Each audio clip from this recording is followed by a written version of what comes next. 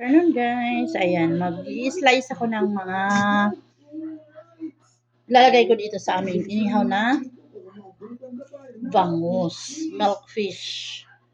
Ayan, gagawa ko ng palaman dun sa loob ng ano niya.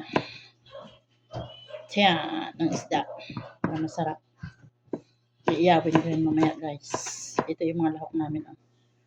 Ginger, luya ba?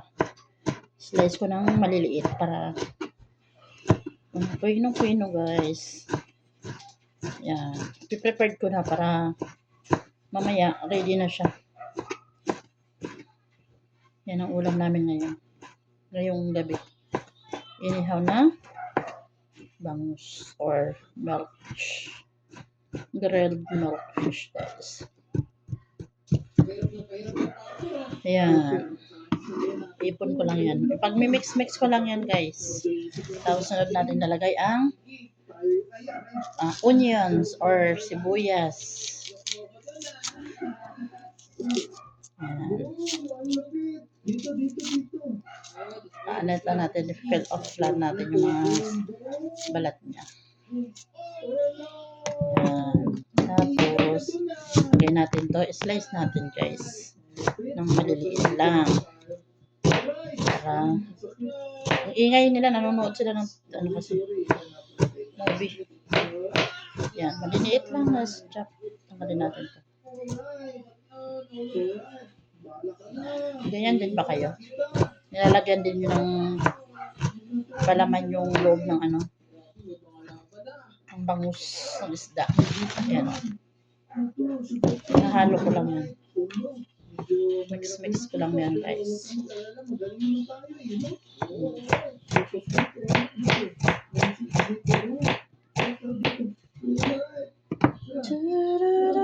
Ay, ang anghang guys. Anghang. Mahapdi sa mata ba? Tapang ng amoy eh. Masakit sa ng ilong. Ayan. Lagay lang dyan. Halo-halo natin guys. Sunod, garlic. Ang init.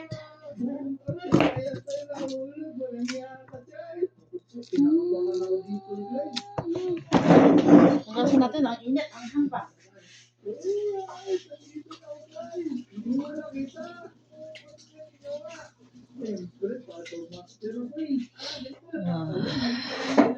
Haba na ng aking video guys. Yan, lagay na natin ng black pepper.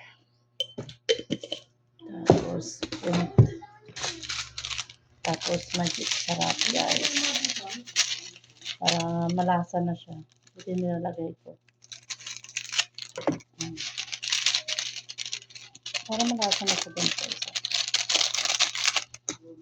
Tapos mix lang natin yan oh.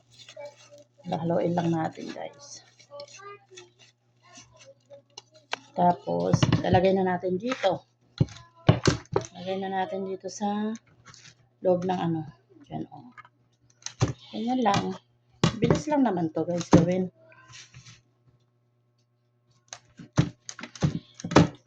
Oh, diba?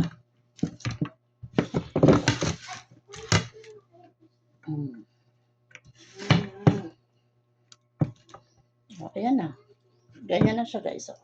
May laman na siya. Okay guys, thank you.